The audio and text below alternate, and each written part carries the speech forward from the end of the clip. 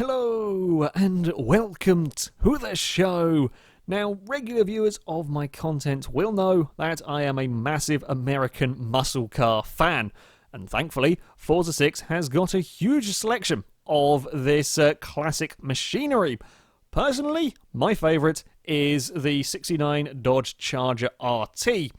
However, there is, many rivals to this car, and we were going to set out to compare as many of them as possible in a rather gloriously noisy little showdown. I was hoping I could do the Charger justice. However, there was going to be a wild card in this one, a modern Ford Fiesta ST. In any event that the Fiesta manages to beat a muscle car, said muscle car would lose 10 points from its score in that event. So keeping your cars ahead of the Fiesta was going to be rather important. Not much of a threat in the drag races and so on, but around the circuits, could the modern hatchback embarrass some of the muscle cars?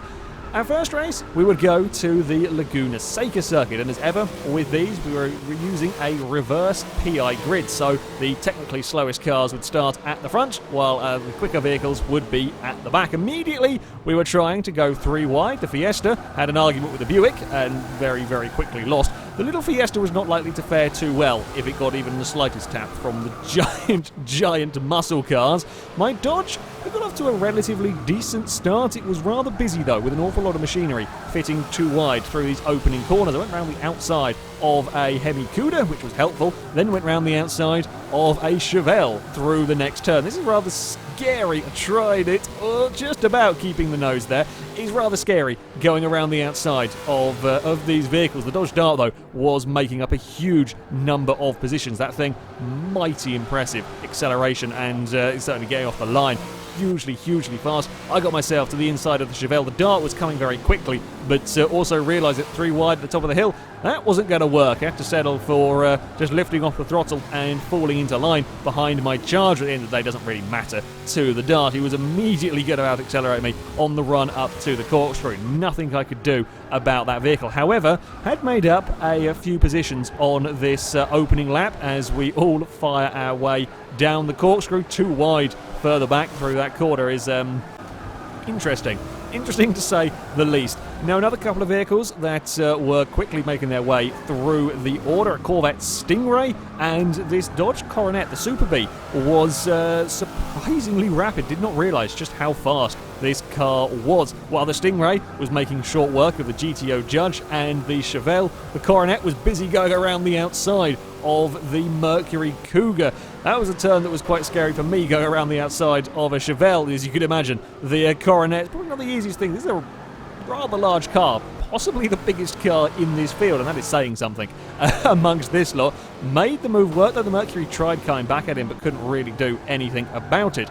I'd got up to the back of a Mustang Mach-1, but was having trouble finding my way past. Me and Javelin were fighting as well, which was slowing us down nicely for a Corvette Stingray to join in the fun. I had to go defensive from the Javelin into the final turn as we were all busy squabbling over position. The Mustang ran a little bit wide, got some dirt, while the Stingray would completely annihilate all of us, breezing through the middle of my Charger, and the Javelin catching to the back of the Mustang before turn one and a wheel off the ground as we crest the kink. That's quite a scary corner in some of these cars, and the Corvette would get to the inside, make a lovely clean pass on the Mustang, and we could continue our three-way battle for position with the Stingray, very quickly making his way through.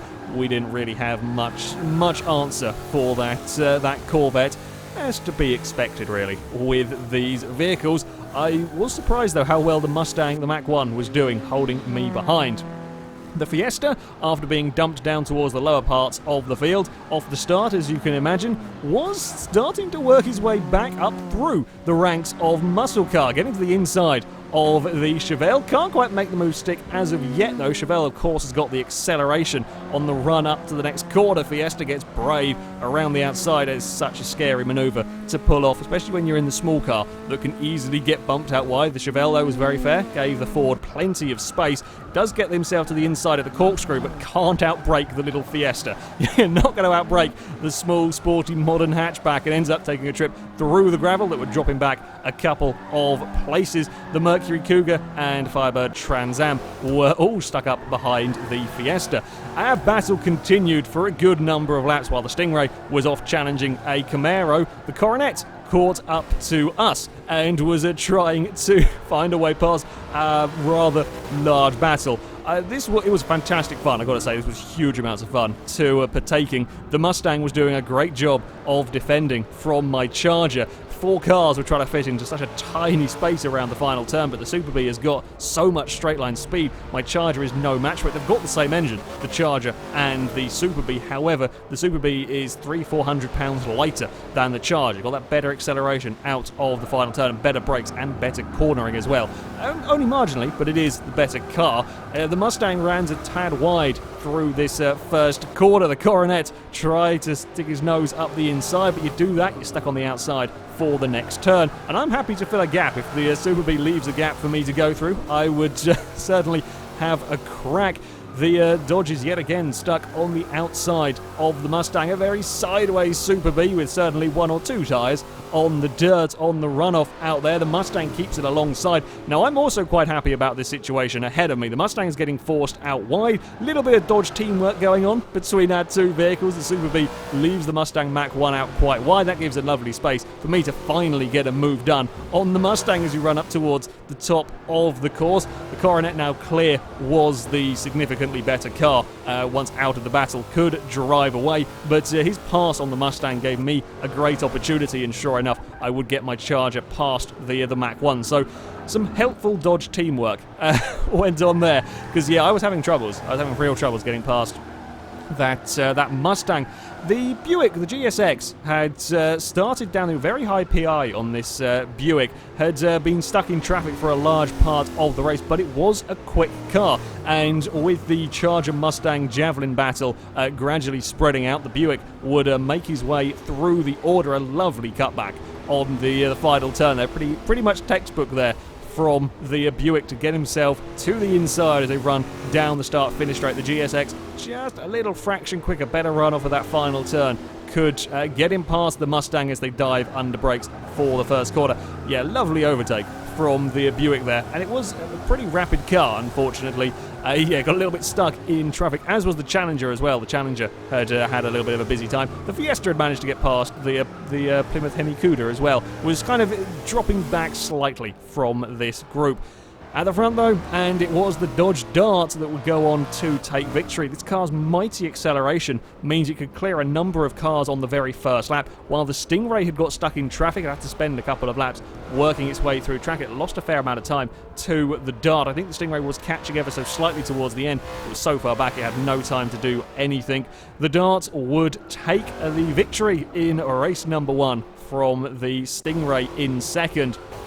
Third place would go down to the final lap. Camaro was holding on very, very well at this stage. However, coming under increasing pressure from the Super Bee, and the Super Bee was bringing me with him as well as they started fighting on this final lap. Once I got clear of the melee, I too was catching the Camaro. Camaro forcing the Dodge to go the long way round, and still that Coronet could hang on to the road, puts him on the inside for this next turn, but it's Camaro's turn to be brave. Both cars having dipped wheels on the sand as they run down towards the final corner. The Camaro's on the inside. The Dodge, I was expecting to go for a cutback, doesn't try it, is content to go round the outside and try and use the acceleration of that Super Bee, and sure enough, it would be just enough to beat the Camaro to the line for third. Camaro taking fourth ahead of my Charger in fifth. If they could have fought for a little bit longer, I could easily have joined up in that battle.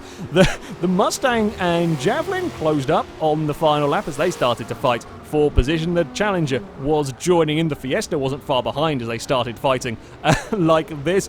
In the end, though, no one could quite get to the inside of anybody on the final turn. The Mustang would keep his position. The Challenger had a go, but wasn't quite enough straight. It wouldn't have needed much more, but the Challenger couldn't quite do it, and the Fiesta had embarrassed some of the muscle cars, but was a little bit down on these cars. Next race would really test the vehicles as we headed to the Long Beach circuit. It's a scary track at the best of times to go driving with. The Fiesta, as expected, drops through the field rapidly at the start of the race. The Chevelle starts on pole, the most powerful car here, but ahead of the boat through the corners. Can get a pretty good start, but is immediately coming under pressure. The Pontiac GTO would get to the inside. The Camaro clears the Chevelle early on as well. The Firebird is going to try to go around the outside of the Chevelle as we come into the roundabout. Camaro gets himself to the inside. Long Beach is a hell of a tough circuit to make passes stick around here. There's not a lot of overtaking opportunities, and the opportunities that there are, well, the circuit is on the rather narrow side, so yeah, getting past cars was always likely to be difficult. The Camaro runs down the back straight, still looking for an opportunity, thinks about the outside, isn't going to quite make it work. Again, cuts to the inside on the exit, is just about getting his nose alongside. The Pontiac in the end realises he can't quite turn in. The Camaro is right on the line that the GTO wants and has to eventually concede the position. The Javelin had done a good job to get himself up into third at this stage of the race. A very large, angry pack of muscle cars races into probably one of the better overtaking spots. To be honest, that's a fairly sizable overtaking spot to get passes done. Yet again, though, it wasn't taking the Dodge Dart long to make his way through the field. The brutal acceleration of this car meant he didn't really have to worry too much about passing any of the other vehicles on the corners. He got past the Javelin long before they ever reached the turn, and again, the acceleration out of this next corner, there is nothing the GTO can do about the Dart. They make sure to give each other enough space around the next corner. The GTO just doesn't stand a chance, not against a car that has got this much acceleration. The Dart was absolutely phenomenal, and he got himself up to second by the second lap, and it wouldn't be long before he'd go and chase down the Camaro. Again, the Coronet was making pretty good progress. Not quite as quick as the Corvette or the Dart, but still considerably faster than the rest of the vehicles. I believe the GTX had joined us. Initially, I'd favoured the Hemi Cuda to enter this over the GTX, and while we were kind of selecting vehicles, I was expecting the Hemi Cuda to be the fast one. We had an extra person join for the second race onwards, and the GTX was chosen. It actually fared really well. Tried to fend off the Super B, but didn't quite have the straight line speed of this mighty Dodge, but it wasn't that far behind as we run into turn one. It's 3 wide. The Plymouth outbrakes himself and ends up out wide. Probably a good decision, really, with the slight bumping. The GTO gave the tiniest of taps to the rear corner of the Dodge. Dodge couldn't get turned, and then gave a bit of a tap to the Javelin. They all made it through the corner, though. In the end, the GTO losing the position to the Dodge. At the end of the day, they couldn't really do much to defend against the Super B. It was just too good a vehicle. At the front, and this time out, the Stingray had made good progress through the field. He hadn't got stuck in battles and had managed to work his way up to second place. And now there was going to be a real fight between these two vehicles. The Dart had the acceleration on the Corvette. However, the Dart did not quite have the handling of the Stingray, as the Stingray gets himself to the inside. Got to be careful, though, of course. That Dart is so quick getting out of these corners. Stingray had to be wary that the Dodge wasn't quite close enough, though, to really have a dive up the inside. I was in the mid-pack. Once again, I found myself staring at the back of a Javelin this time, trying to make my way up through the order. The Charger was faring relatively well in this one. The Ford Mustang, not quite so good around this circuit. So we came down towards turn one. I had a huge dive with the Charger up the inside of the Javelin. Managed to get the car stopped, though. The Javelin tries to cut back. If you can make that work, you could potentially get alongside, although you have got a long way to go around the outside of the roundabout, especially in cars this wide, trying to fit through such a narrow gap towards the roundabout. That was a big dive from the from my Charger. Made it stick though, and yeah, you kind of had to go for little braver overtaking moves. Otherwise, you get stuck in traffic for so long around this circuit, and there is so little in the way of overtaking spots. At the front, having got to the lead, the Corvette wasn't ditching the Dart. Through these turns, the Stingray was a little bit quicker, but every time you got out of a corner, the Dart had such huge amounts of acceleration. The Stingray just couldn't get away. There was one downside, though, for the Dart. Its gear ratios, it's geared to be a quarter of a mile drag car. Tops out under 130 miles an hour. It's buzzing in the limiter, even around Long Beach. It's only not massively long straights. However, the Dart is catching the Stingray until the corner, where it starts buzzing in the limiter. The Stingray can pull away, and the Dart isn't good enough under brakes to do anything about the Corvette into turn one, and then the Corvette can carry the corner speed.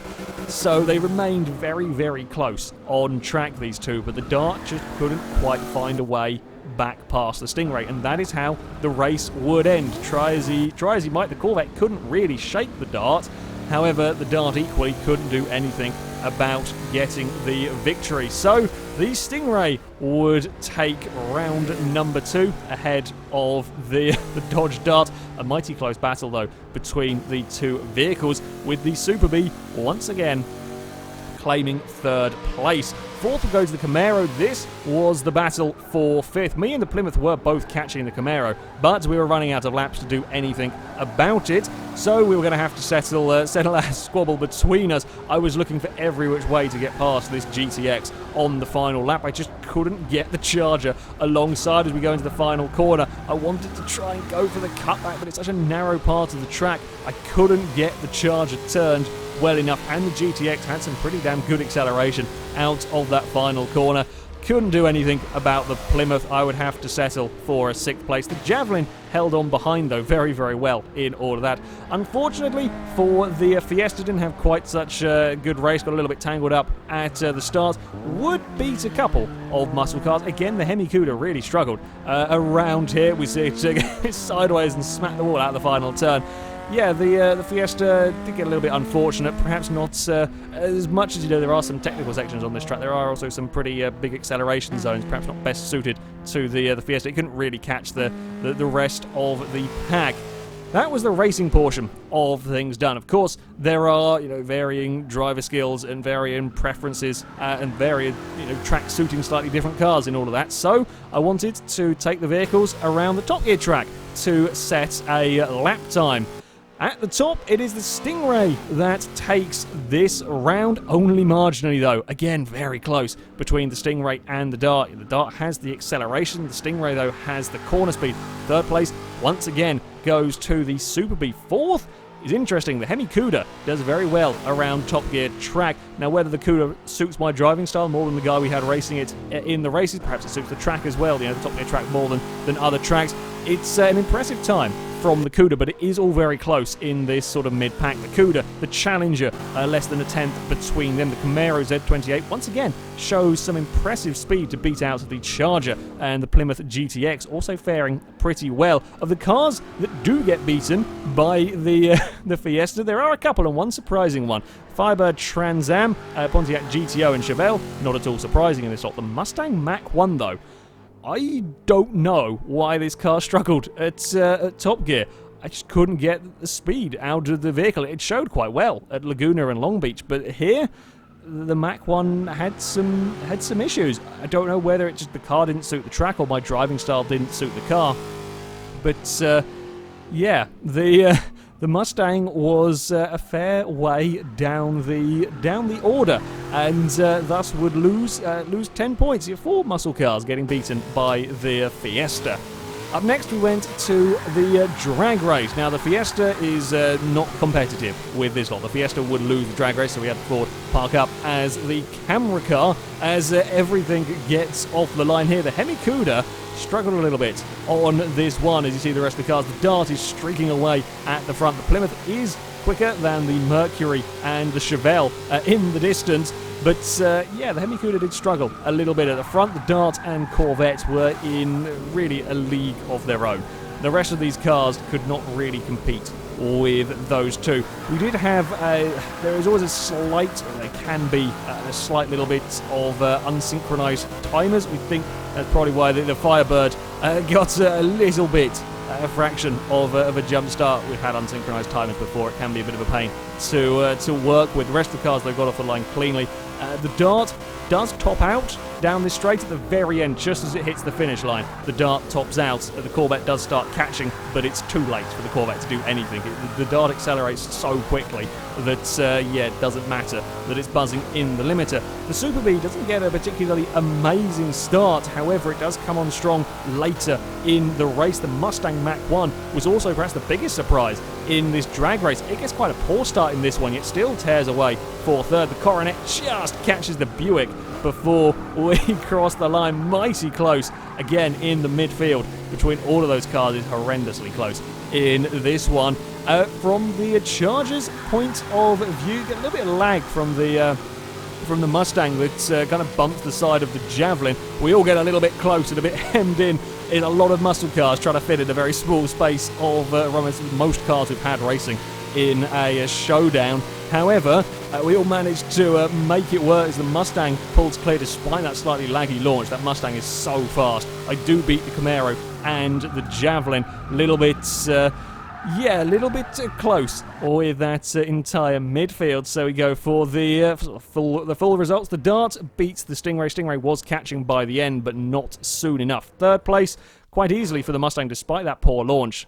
Impressive speed from the Mach-1. Then it all gets very close. The Coronet takes fourth ahead of the Buick. The GTX does beat the Firebird.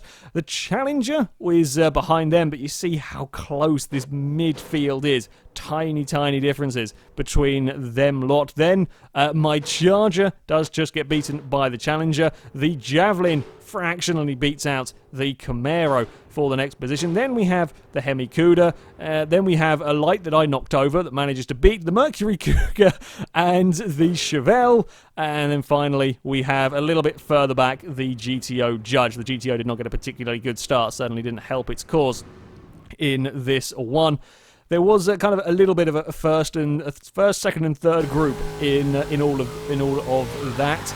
Our final test for the cars, we would do 0 to 100 to 0, testing not only acceleration, but of course braking. Now the line that is coming up, that is the line. I had the Ferrari F40 stopped by the time we got to that line, and that F40 wasn't the quickest in its particular showdown. These were always likely to be quite a bit bigger distance for the 0 to 100 to 0. The Hemi Cuda setting the benchmark that the Firebird couldn't quite beat. Fairly close though from the Pontiac, but yeah, not quite good enough. The next car to go, the Mercury actually had a very good run in this one. Did a good job of getting the car up to 100 and back down again. And next car to go was the Camaro that manages to narrowly beat out the Hemi Cuda. So far it all been relatively close on the vehicles. Our next car, the Corvette, kind of expected really that the Corvette would do well. The Corvette actually had a little bit of a shonky start as well.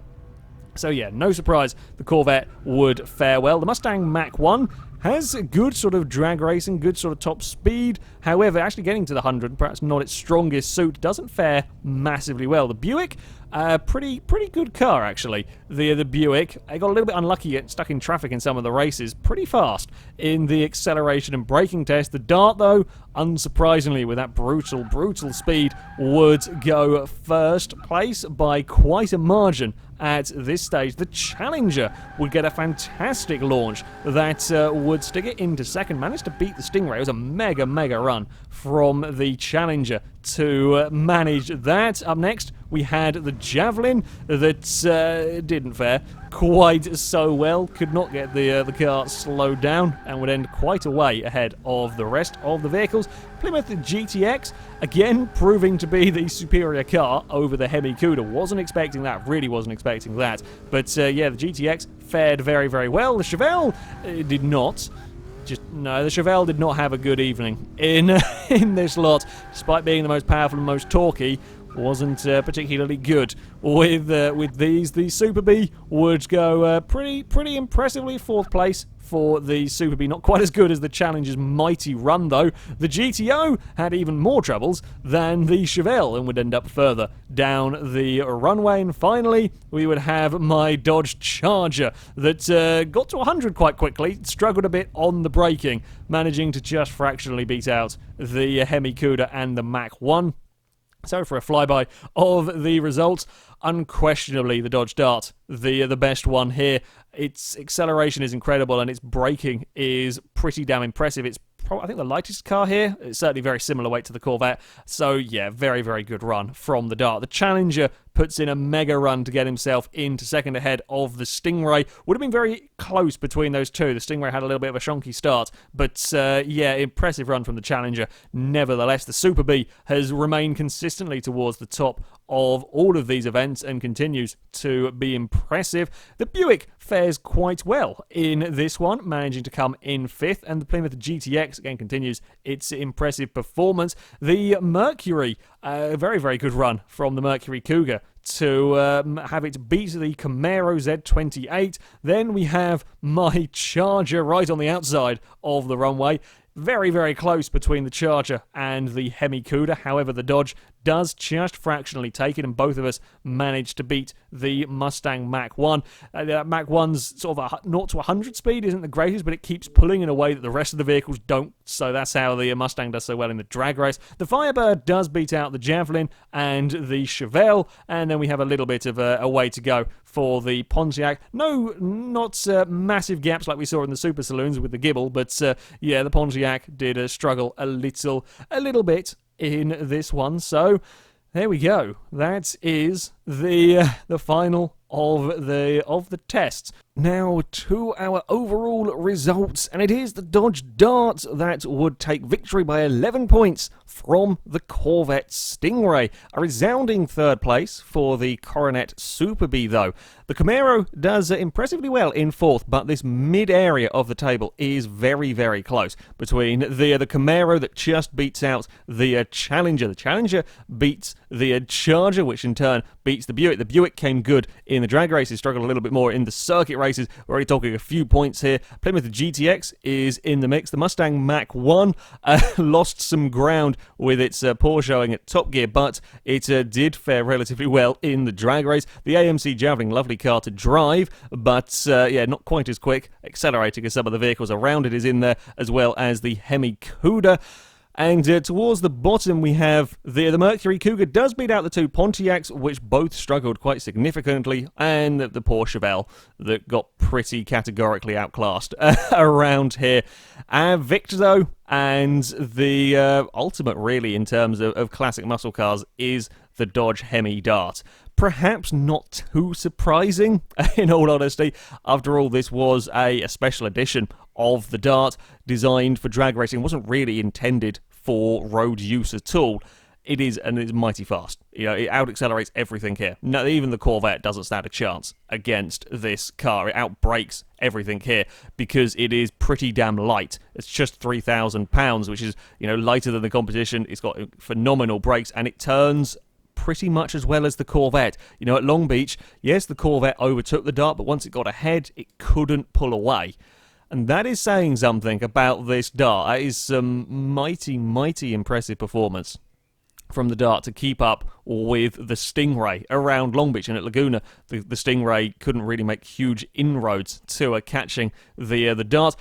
The Corvette, you know, second place. Again, we were expecting the Corvette to be fast. After all, it is more of a sports car than a muscle car. Personally, I tend to call these kind of cars super muscle cars. You know, the modern equivalents, you know, the Corvettes and Vipers. I would call them super muscle cars, and to an extent, yeah, I would still potentially call the Stingray a little bit of that. Yeah, it's slightly different, certainly, and we were expecting it to be quick. I was interested, though, and the reason I included it, I wanted to see how it would fare against these muscle cars, and yeah, you know, the Stingray was quicker than most of them, but that Dart, it couldn't really shake the Dart. So yeah, it goes to show just how good the Dodge is through the corners. Now, yes, you may argue the Hemi Dart is sort of a rare special edition, the Corvette more of a sports car. So of the sort of pure classic muscle cars, The Dodge Coronet outclassed everything else. It couldn't quite keep up with the Corvette or the Dart, no, but it outdrove the rest of the field, and quite convincingly outdrove the rest of the field as well. I didn't realise just how quick this car is. Got a new appreciation, though, for the Super Bee. It is absolutely mighty. Now, the rest of the field, the Camaro did come in fourth, but the rest of the field was all very, very close, and it's all probably going to come down to driver preference. Each car has their strengths and their weaknesses. I mean, in the actual races, the Camaro had a fairly low starting PI, started quite high up in the races. It ran in clean air for a lot of them, whereas cars like this Buick, for example, and the Dodge Challenger had to fight their way through the field. They couldn't necessarily get up towards the front, towards the end of the race. They didn't have time to get up to the front to really challenge the Camaro. So, yeah, you know, that the Camaro perhaps got a little advantage from that, although the Camaro still went very, very quick around the Top Gear circuit. It was a lot of muchness with these cars, having their strengths, their weaknesses, and, you know, your personal driving style. You know, some drivers struggled with some cars. I couldn't get speed out of the Mach 1 at Top Gear. The Hemi Cuda had troubles in the races, but at Top Gear was very fast. So, you know, this midfield was all very, very close. The Camaro, though, probably for PI, performance-wise, the Camaro is one of the best cars here. That did very, very well despite a low PI. The Z28 Camaro was very impressive. Also, the AMC Javelin. Again, low PI in that car. A very, very cheap car as well compared to the rest of this field. That did fare mighty well also.